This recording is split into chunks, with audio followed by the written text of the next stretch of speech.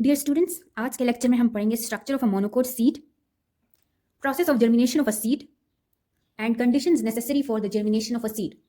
सबसे पहले देखते हैं कि हमारे पास मोनोकोट का स्ट्रक्चर किस तरह से होता है।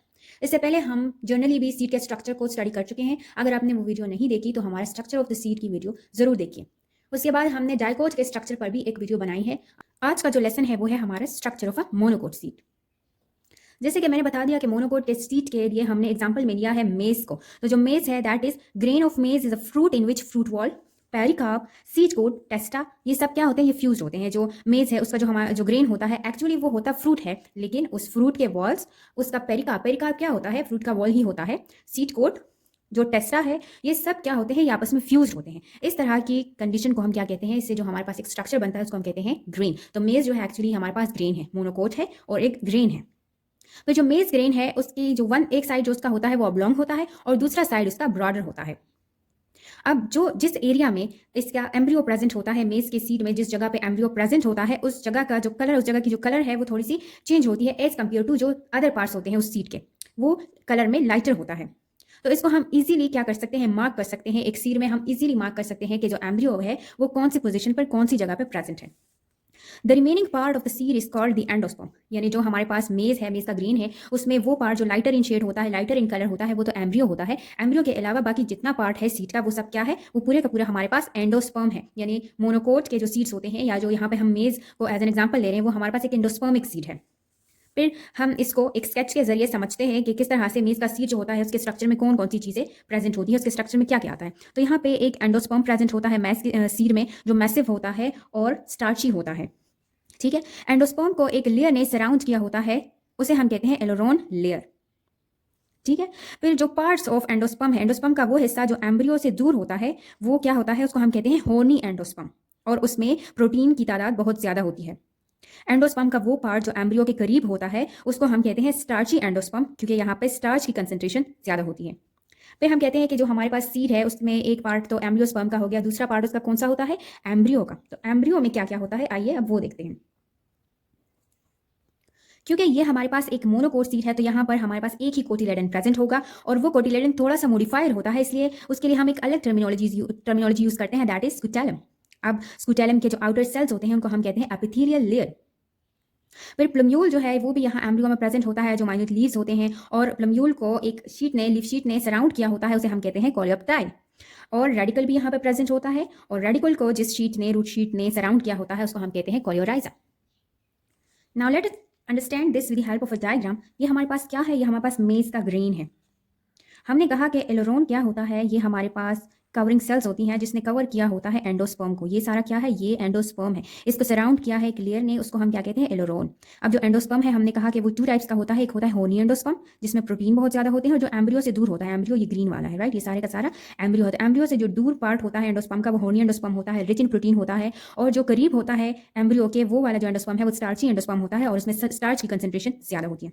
फिर एम्ब्रियो के स्ट्रक्चर को देखते हैं, तो ये जो सारा है ये हमारे पास क्या है, कोटिलेडन है, और क्योंकि ये मॉडिफाइड है तो इसको हम कहते हैं स्कूटेलम।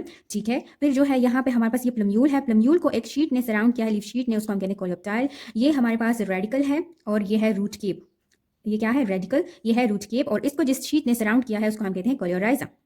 ये सारा क्या है, ये हमारे पास एम्ब्रियो के पार्ट्स हैं ये सारे। और यहाँ फिर यहाँ पर हमारे पास एक सेकंड डायग्राम है, इसमें भी थोड़ा सा समझ लेते हैं ग्रेन को, किस चीज़ के ग्रेन को, मेज के ग्रेन को। ये है हमारे पास एम्ब्रियो, एम्ब्रियो के इर्द गिर्द है एंडोस्पर्म जो इसको न्यूट्रिशन प्रोवाइड करेगा, और उसके इर्द गिर्द है फ्यूज्ड पेरिकार्प एंड टेस्टा। पेरिकार्प क्या है, फ्रूट वॉल, टेस्टा क्या है, सीड कोट या सीड का जो आउटर कवरिंग होती है। ठीक है, ओके, नेक्स्ट हमारे पास आ जाता है process of seed germination. Seed किस तरह से जर्मिनेट करेगा, कौन से प्रोसीजर से वो पास होगा, तब वो क्या करेगा, जर्मिनेशन करेगा। तो जो इसको पहले हम डिफाइन कर लेते हैं, the process by which a dormant and inactive seed renews its growth and establishes itself as seedling is called germination. ये हमारे पास एक ऐसा प्रोसेस होता है जिसमें एक dormant and inactive seed, dormant क्या होता है, जब सीड स्लीपिंग कंडीशन में होता है, inactive and dormant are somehow the same words, जब वो क्या होता है, सो रहा होता है, यानी कि उसमें कोई एक्टिविटी नहीं हो रही होती। तो जो डोरमेंट और इनएक्टिव सीड है, जब वो दोबारा से अपनी ग्रोथ रिन्यू कर लेता है या स्टार्ट कर लेता है और अपने आप को as a new seedling establish कर लेता है, उसको हम क्या कहते हैं, जर्मिनेशन। सीडलिंग क्या होता है ये भी आप आगे देख लेंगे। तो हमारे पास जर्मिनेशन का प्रोसेस अब डिटेल में पढ़ते हैं कि हमारे पास जब सीड ड्राई होता है तो वो इनएक्टिव होता है, ठीक है। उसमें जो एम्ब्रियो प्रेजेंट होता है वो इनएक्टिव होता है, वो जर्मिनेशन नहीं करता या डोरमेंट होता है। फिर हम उसको क्या करते हैं, सॉइल में प्लेस करते हैं, और अगर उसको सुटेबल कंडीशंस मिलते हैं, अब सुटेबल कंडीशंस कौन कौन से हैं वो भी इसी लेक्चर में हम देखेंगे। तो जब उसको सुटेबल कंडीशंस मिलते हैं तो वो एक्टिव हो जाता है, वो एम्ब्रियो एक्टिव हो जाता है और अपनी ग्रोथ स्टार्ट कर लेता है। जब हमारे पास वो एम्ब्रियो ग्रोथ स्टार्ट कर लेता है, एक्टिव हो जाता है, उसको हम कहते हैं सीडलिंग। अब सीडलिंग क्या है, ये हमारे पास यंग प्लांट होता है जो कि सीड से इमर्ज करता है, सीड से ही निकलता है, और ये डिपेंडेंट होता है रिजर्व फूड पे, जो कहाँ पे प्रेजेंट होगा, जो उसके कोटिलेडन्स में मौजूद होगा या एंडोस्पर्म में। यानी अभी ये खुद अपनी खुराक तैयार करने के पोजीशन में नहीं है, अभी ये क्या कर रहा है, डिपेंड कर रहा है रिजर्व फूड पे, और वो रिजर्व फूड ये कोटिलेडन से और एंडोस्पर्म से ले रहा है। फिर क्या हो जाता है कि इसकी जो रेडिकल है वो एलोंगेट्स हो जाती है, वो माइक्रोपाइल से बाहर निकलने लगती है और वो रूट्स की फॉर्मेशन कर देती है। उन रूट्स को हम कहते हैं प्राइमरी रूट्स। कोटिलेडन्स जो है वो इसके ग्राउंड के ऊपर आ जाते हैं, लीफ लाइक हो जाते हैं, कुछ टाइम के लिए रहते हैं, फिर वो बिल्कुल शेड कर जाते हैं। कोटिलेडन्स क्या है, कोटिलेडन्स वही है जो इसको न्यूट्रिशन प्रोवाइड कर रहे हैं, ठीक है। और यहाँ पे पहले वो लीफ लाइक हो जाएंगे और फिर इससे शेड हो जाएंगे। फिर क्या होगा कि अब कोटिलेडन्स तो इससे गिर गए, अब ये क्या करेगा, अब इसका जो प्लम्यूल है वो अपवर्ड ग्रोथ करेगा और शूट डेवलप करेगा। तो अब इसमें नई नई लीव्स बनेंगी और अपनी खुराक ये अपने लिए खुद तैयार करेगा। अब ये मजीद ग्रोथ करता जाएगा और अपनी खुराक अपने लिए खुद तैयार करेगा। Okay, coming towards the next topic, that is conditions necessary for seed germination. यानी सीड के जर्मिनेशन के लिए कौन कौन से कंडीशंस चाहिए। अगर आपके लिए ये वीडियो हेल्पफुल है तो प्लीज हमारे चैनल को लाइक एंड सब्सक्राइब करें, ठीक है। तो कंडीशंस कौन कौन से हैं हमारे पास है, temperature, oxygen, water and light. ये वो सारी चीजें हैं, सारी कंडीशन है, एक्सटर्नल कंडीशन है सीड के। कुछ उसके अपने इंटरनल कंडीशन भी होते हैं, वो हम पढ़ेंगे जब कि किस तरह से सीड की डोरमेंसी ब्रेक होती है, वहां पे हम उसके इंटरनल और एक्सटर्नल दोनों को पढ़ेंगे। यहाँ पे हम सिर्फ एक्सटर्नल कंडीशन को पढ़ रहे हैं कि अगर किसी भी सीड ने जर्मिनेशन करनी है तो उसके लिए कौन कौन से कंडीशन सुटेबल होने चाहिए। फर्स्ट वन है टेम्परेचर।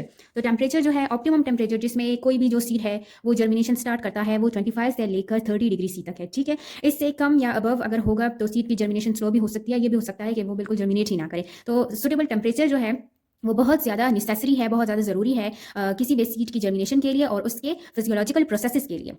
नेक्स्ट है ऑक्सीजन। ऑक्सीजन भी नेसेसरी होता है, ऑफकोर्स जो भी सीड है उसने भी आगे जाके जब प्लांट बनाना है तो लिविंग थिंग है, उसको ऑक्सीजन तो चाहिए। ऑक्सीजन उसको चाहिए, रिस्पायरेशन वो करेगा, ऑक्सीडेशन करेगा अपने फूड की और एनर्जी जो है वो रिलीज करेगा। वही जो एनर्जी होगी वो फिजियोलॉजिकल प्रोसेसेस में वो यूज़ करेगा। और ये ऑक्सीजन अब वो एब्जॉर्ब कैसे करेगा, ये ऑक्सीजन वो एब्जॉर्ब करता है थ्रू माइक्रोपाइल।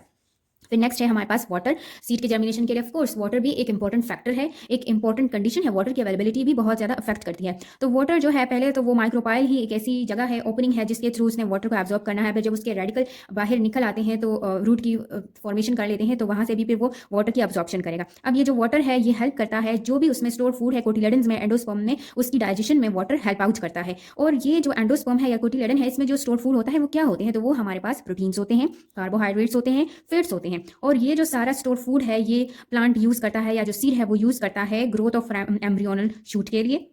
और मेज का जो सीड है वो हमारे पास एंडोस्पर्मिक सीड होता है। यहाँ पे जो फूड होगा वो कोटिलेडन से जाएगा प्लम्यूल की तरफ और फिर रेडिकल की तरफ, और इस तरह से क्या करेगा, मूव करेगा, ठीक है। फिर नेक्स्ट जो फैक्टर है वो है हमारे पास लाइट। लाइट जो है कुछ जो सीड्स होते हैं उनके लिए लाइट का होना बहुत ज़रूरी होता है उनकी जर्मिनेशन के लिए, जबकि कुछ सीड्स ऐसे भी होते हैं जो डार्क में जर्मिनेशन करते हैं। अगर उसको हम ऐसे जगह पे ऐसे सॉइल में डालते हैं या रखते हैं जहाँ पर लाइट पड़ रही है तो वो जर्मिनेशन नहीं करेगा, क्योंकि उसके लिए डार्क ज़रूरी है। यहाँ पे हमारे पास एग्जाम्पल है विस्कम एल्बम की, जो कि एक ऐसा प्लांट है कि इसके जो सीड्स हैं ये लाइट डिपेंडेंट है, ये तभी ग्रो करेगा जब इस पे लाइट पड़ेगी, ये डार्क में ग्रो नहीं कर सकता। This was about today's lecture, hope so आपको ये पसंद आया।